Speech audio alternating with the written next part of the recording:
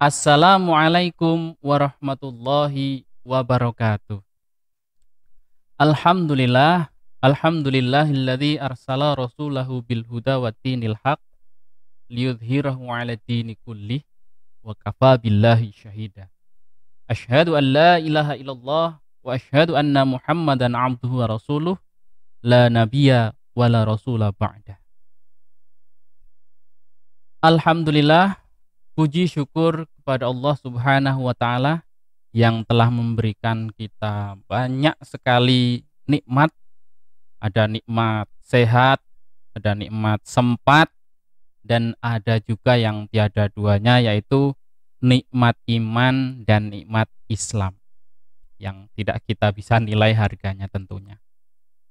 Sholawat dan salam senantiasa kita haturkan kepada junjungan kita Nabi besar Muhammad Sallallahu Alaihi Wasallam yang telah membawa kita dari zaman jahiliyah menuju zaman modern seperti sekarang.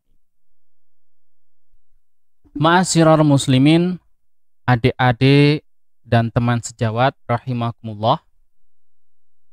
Tak terasa kita sekarang sudah sampai di penghujung bulan Ramadan.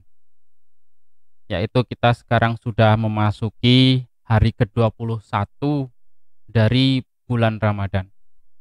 Maka dari itu, mari bersama-sama kita introspeksi diri. Kita muhasabah diri. Sudah sejauh mana? Sudah seperti apa puasa kita? Sudah seperti apa ibadah kita? Sudahkah kita melaksanakan amalan-amalan? Sudahkah kita bersedekah? Sudahkah kita membaca Al-Quran? Ma'asyiral muslimin rahimakumullah, membaca Al-Quran itu luar biasa sekali manfaatnya tentunya. Terlebih kita membaca Al-Quran di bulan Ramadan, yang tentunya pahalanya akan dilipat gandakan sebagaimana mestinya. Tapi kita tidak perlu menghitung-hitung pahalanya tentunya, karena ada ungkapan nek wong ibadah kuwi ora usah dihitung-hitung pahala nih. Arep ngibadah apa arep dagangan? Seperti itu, ada ungkapan seperti itu. Ma'asyiral muslimin rahimakumullah, untuk menambah semangat kita, seyogyanya kita harus mengetahui apa saja manfaat, apa saja faedah dari membaca Al-Quran. Kalau untuk adik-adik siswa-siswi SMK Muhammadiyah Salaman, dalam buku bahasa Arab kelas 1 itu sudah ada materi yang judulnya Al-Quranul Karim. Dalam buku tersebut, Al-Quran didefinisikan sebagai Kitabullah Al-Munazzal ala Nabi Sallallahu Alaihi Wasallam. Artinya adalah kitab Allah yang diturunkan kepada Nabi Muhammad Sallallahu Alaihi Wasallam. Wa fihi akhbarul umamis sabiq, dan di dalamnya ada kabar-kabar dari umat-umat terdahulu. Wa fihi qisasul anbiya'i wal mursalin, dan di dalamnya juga ada cerita-cerita tentang nabi dan rasul. Ma'asyiral muslimin rahimakumullah, mengapa kita harus mengetahui faedah dari membaca Al-Quran? Ada ungkapan la takun kal babgha, jangan seperti burung beo. Burung beo itu ketika mengucap, dia tidak tahu artinya, tidak tahu tujuan dari apa yang dikatakannya. Maka kita jangan sampai seperti burung beo. Pada dasarnya manusia itu yang membedakan dari hewan itu adalah manusia mengetahui apa yang diucapkan, manusia bisa membedakan mana yang baik dan buruk. Kalau tidak bisa membedakan, maka manusia itu hanyalah al-hayawanun natiq. Manusia itu adalah hewan yang bisa berbicara. Itu saja. Maka supaya kita tidak taklid itu adalah mengerjakan sesuatu tanpa tahu dasarnya, tanpa tahu alasannya mengerjakan apa, itu namanya taklid. Pokoknya Nek gurune ngomong A, kita juga A. Nah, itu namanya taklid. Supaya kita lebih bersemangat, maka kita harus mengetahui apa saja faedah dari membaca Al-Quran. Faedah yang pertama adalah memperoleh kesempurnaan pahala. Dalam sebuah ayat, Allah Subhanahu wa taala berfirman, A'udzu billahi minasyaitonir rajim. Bismillahirrahmanirrahim. Innal ladzina yatluna kitaballah wa aqamus shalah wa anfaqu mimma razaqnahum sirran wa alaniyatan yarjuna tijaratan lan tabur liwafiyahum ujurahum wa yaziduhum min fadlih innahu ghafurun syakur. Yang artinya, sesungguhnya orang-orang yang selalu membaca kitab Allah dan mendirikan sholat dan menafkahkan sebagian dari rezeki yang kami anugerahkan kepada mereka dengan diam-diam dan terang-terangan, mereka itu mengharapkan perniagaan yang tidak akan merugi agar Allah menyempurnakan kepada mereka pahala mereka dan menambah kepada mereka dari karunia-Nya. Sungguhnya Allah Maha Pengampun lagi Maha Mensyukuri. Masya Allah. Memperoleh kesempurnaan pahala. Jadi ketika kita membaca Al-Quran itu tidak sia-sia, kita akan memperoleh kesempurnaan pahala. Jadi marilah kita selalu membaca Al-Quran, terutama di bulan suci Ramadan ini yang sebentar lagi akan berakhir. Lalu yang kedua, Al-Quran akan memberikan syafaat bagi pembacanya.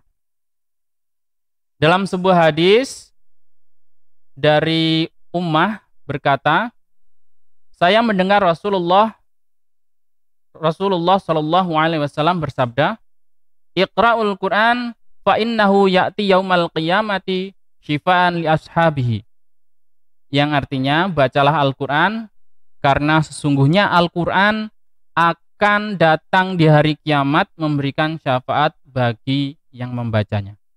Hadis riwayat Muslim. Masya Allah. Jadi membaca Al-Quran itu benar-benar tidak ada sia-sianya. Semua yang kita lakukan, semua yang kita baca, semua yang kita pahami akan kembali kepada kita pada hari kiamat nanti. Ma'asyiral muslimin rahimakumullah.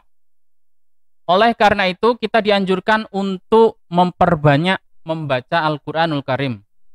Terutama pada saat ini ya, tadi pada saat bulan Ramadan, karena bulan ini merupakan bulannya Al-Quran. Jadi Al-Quran juga turun di bulan Ramadan. Pertama kali di Gua Hira diturunkan kepada Nabi Muhammad SAW.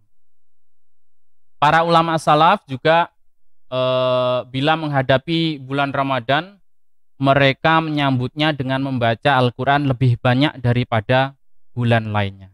Jadi sudahkah kita membaca Al-Quran di bulan suci Ramadan ini? Bangun tidur, bangun subuh, setelah berwudu, setelah sholat subuh, sudahkah kita membaca Al-Quran? Atau kita kembali tidur lagi? Biasanya adik-adik yang masih remaja-remaja ini bangun tidur, jangankan membaca Al-Quran, mau sholat subuh, mau bangun saja itu berat sekali. Itu setan itu luar biasa godaannya di situ. Ketika mendengar azan, Allahu Akbar, Allahu Akbar. Nanti dulu, azannya belum selesai. Tak terasa tahu-tahu sudah iqamah. Allahu Akbar, Allahu Akbar, asyhadu an la ilaha illallah. Tahu-tahu sudah iqamah. Mendengar iqamah. Nanti dulu, masih belum takbir imamnya. Masya Allah, itu setan ketika kita bangun tidur mengikat kita dengan 3 ikatan tersebut. Dan ikatan tersebut bisa lepas sempurna ketika kita telah berwudu untuk menunaikan sholat subuh. Setelah sholat subuh, kita lanjutkan dengan membaca Al-Quranul Karim. Itu luar biasa sekali. Jika ada remaja yang seperti itu, insya Allah anak-anak SMK Muhammadiyah Salaman semuanya seperti itu ya. Amin, amin ya rabbal alamin. Lalu yang ketiga, faedah dari membaca Al-Quran adalah pahala yang berlipat ganda bagi orang-orang yang membacanya. Wah, ini luar biasa sekali ini. Dari Ibnu Mas'ud radhiyallahu anhu, Rasulullah shallallahu alaihi wasallam bersabda, "Man qara'a harfan min kitabillahi falahu bihi hasanatun wal hasanatu bi asyri amsalihha. La aqulu alif lam mim harfun walakin alif harfun walam harfun wa mim harfun." Yang artinya, barang siapa yang membaca satu huruf dari kitab Allah, maka baginya satu kebaikan. Dan satu kebaikan itu dilipat gandakan dengan 10 pahala. Aku tidak mengatakan alif lam mim adalah satu huruf, akan tetapi alif satu huruf, lam satu huruf, dan mim satu huruf. Subhanallah. Jadi kalau kita paling tidak sehari bisa membaca satu halaman saja, itu pahalanya silahkan dihitung sendiri. Satu huruf dinilai 10, maka kalau satu halaman ada 100, itu sudah bisa dihitung sendiri. Tapi seperti yang pernah saya sampaikan, kalau orang beribadah itu jangan dihitung-hitung pahalanya, karena kita tidak seperti orang berdagang. Jadi kalau berdagang kita hitung pahalanya sekian. Nah, kalau orang beribadah jangan sampai kita hitung-hitung pahalanya. Nanti pengen tahu pahalanya membaca satu halaman Al-Quran berapa, dihitung benar-benar. Nah, itu luar biasa sekali orang itu. Lalu yang keempat adalah mengangkat derajatnya di surga. Dari Abdullah bin Amr bin Ash radhiyallahu anhu, dari Nabi sallallahu alaihi wasallam bersabda, "Yaqulu li sahibil Qur'an iqra wartaq waratil kama kunta turatil fid dunya fa inna mangzilataka inda akhiri ayatin taqra'u biha." Rawahu Tirmidzi wa Abu Daud. Yang artinya, dikatakan kepada ahli Al-Quran, bacalah dan keraskanlah dan bacalah dengan tartil sebagaimana engkau membacanya di dunia. Sesungguhnya kedudukanmu adalah pada akhir ayat yang kau baca.